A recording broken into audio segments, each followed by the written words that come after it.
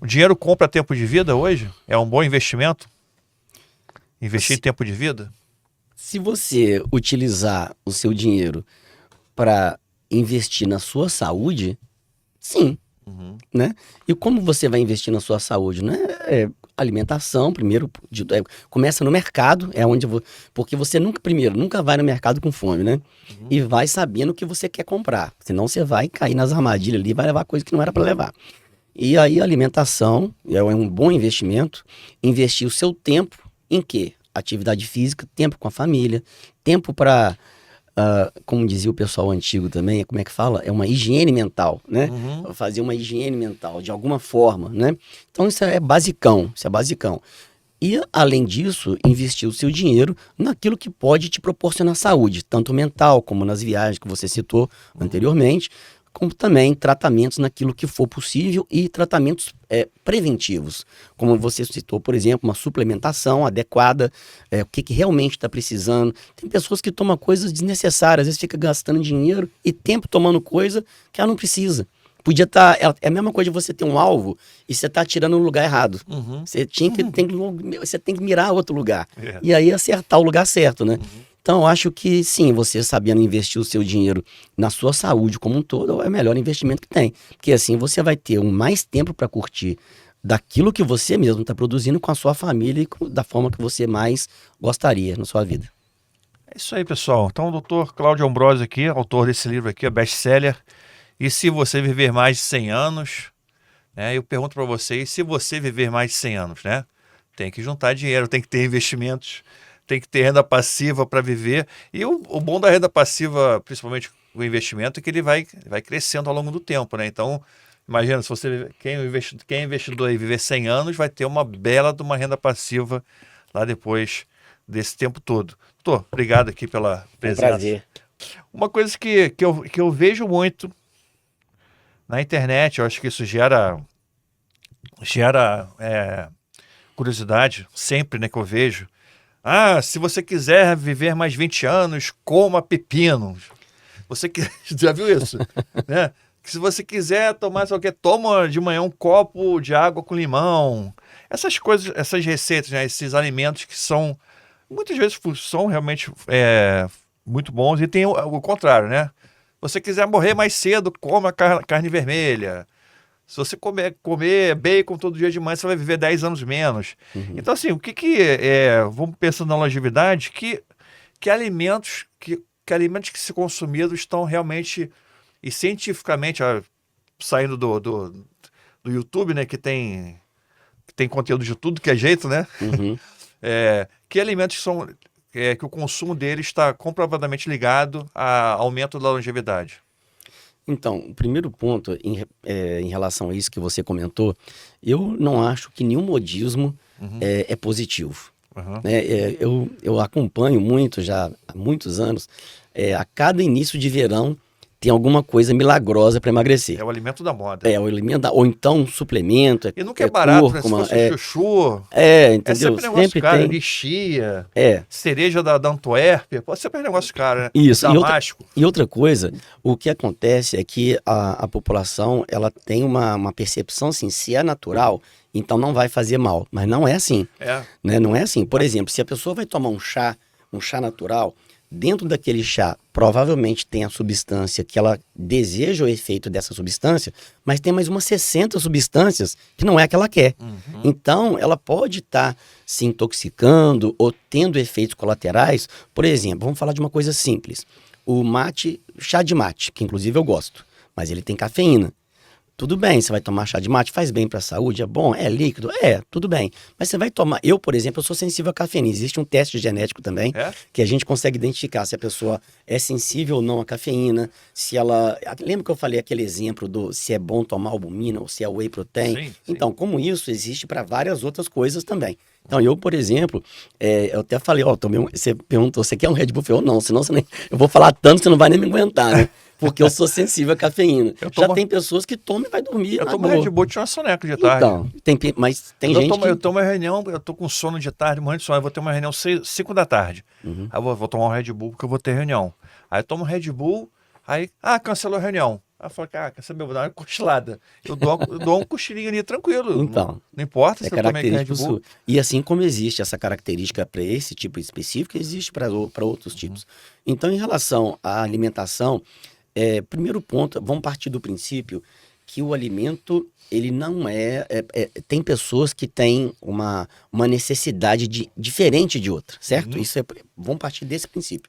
Agora, via de regra, os alimentos não industrializados são melhores do que industrializados. Isso é um ponto de partida. Uhum. Segundo ponto, o alimento também, você tem que ter um pouco de fibra, você tem que ter proteína, você tem que ter um pouquinho de carboidrato e o mais natural possível. Aí você já está, só por aí, você já está selecionando alimentos saudáveis. Uhum. Agora, tem umas curiosidades. Por exemplo, o paciente diabético, ele não pode tomar muita suco de laranja. Então, o suco de laranja, ele é saudável? Mas não para quem é diabético. Né? Então tem algumas peculiaridades. E tem outras coisas, por exemplo, colesterol. Tem alguns alimentos que são saudáveis, mas não necessariamente para quem tem colesterol alto. Então precisa ser identificado essas individualidades para a gente poder orientar de forma melhor. Mas em âmbito geral, o alimento natural, né? Porque hoje no mundo que a gente está, é muito fácil a gente comprar um alimento super industrializado e tudo mais, e que não é tão benéfico assim, né? Uma coisa que só falar que a doença moderna é o estresse, né? Com certeza. O estresse é a doença moderna. O cara fala assim, não, você tem que ficar mais calmo, você tem que reduzir o estresse. Aí eu falo, pô, mas se eu reduzir o estresse, eu vou ter que parar de trabalhar, vou ter que parar de fazer tudo, né? Como é que a pessoa reduz tem um meio da pessoa reduzir o estresse sem reduzir o trabalho, sem reduzir o... Isso é difícil, né? Mas você tem meios para tentar combater. Primeiro com a psicoterapia, primeiro ponto. Segundo ponto, tem a parte medicamentosa, que pode ser uma coisa como faz com o psiquiatra, quando é necessário e tudo mais. E uma outra forma que eu vejo também é você suprir com coisas que podem te ajudar. Por exemplo, vamos falar um exemplo bobo aqui. Por exemplo, eu citei para você que eu sou sensível à cafeína. Então, por exemplo, quando eu tô ali na clínica, lá 5 horas da tarde, e o bicho tá pegando, chega gente passando mal, aí eu peço meu cafezinho, aí eu ganho aquela energia extra, mas eu sei que o meu corpo vai cobrar energia extra depois, falando assim, olha aquela fome que você não era para ter de noite, que isso acontece, aquela fome noturna. Mas então, você sabendo lidar com tudo isso, sabendo administrar, porque, igual você falou, como é que você vai ficar sem estresse numa vida de hoje?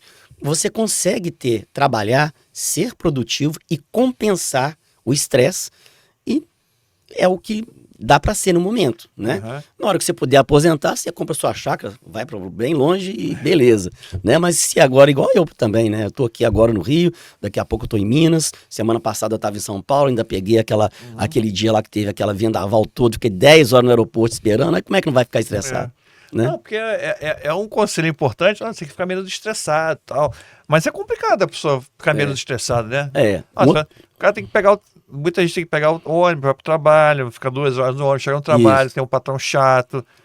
Além das terapêuticas que eu citei aqui, eu estava me esquecendo, mas é bom lembrar, que é a atividade física, que compensa também, tá? E a alimentação, são itens que é tão importante quanto, ou mais importante que a medicação. Porque às vezes você só com atividade, tem muita gente, tá? Que só com atividade física e alimentação já é o suficiente, nem precisa de tratamento. Entendi. Eu estava lendo um artigo também que tem a crise dos 40 anos, né? E a crise dos 40 anos eu li e achei que tem tudo a ver, porque eu sempre penso na analogia do Homem das Cavernas, que a gente está aqui, o homem moderno existe há 300 anos, 200 mil anos, sei lá, que a gente tem. E o homem moderno mesmo, né, com tecnologia, há 100 anos, 150 anos. E o cara estava dizendo que a crise dos 40 anos, ou dos 50, acho que é dos 40, nada mais é do que uma crise existencial, porque o ser humano não foi feito para viver 40 anos. Né? A média de idade do Homem das Cavernas era 20 anos, 25, inclusive na Idade Média, né? Está provado que a expectativa de vida era 35 anos, 40 anos, é baixíssimo. Então o cara quando a gente vive mais de 40 anos, a gente não está preparado, o nosso genes não é preparado para aquela vida tão longa, a gente fica assim meio perdido, falei, eu já era para estar morto, estou vivendo aqui. E olhando para o livro, eu falei assim, poxa, imagina, agora vamos ter a crise dos 100 anos, né? Verdade. E como é que nós estamos culturalmente preparados para viver 100 anos? Não estão, não. Não estão culturalmente, não. Nem na parte, vamos dizer assim, governamental, né? No macro, vamos falar, pensar no macro, nem no micro, familiar, né? Uma coisa, você mesmo, você com você mesmo. Só que o mundo já está enxergando isso. Então, o pessoal do primeiro mundo, vamos dizer assim, que já tem mais longevos, já estão se organizando para isso. Já tem, assim, locais com casas, assim, já Isso. preparadas, com tudo prontinho, já Nos estão... Estados Unidos tem bairros que são Isso, bairros. preparados para idosos. Então... Bairros inteiros. Eu Sim. sei porque disso que eu tenho ações de uma...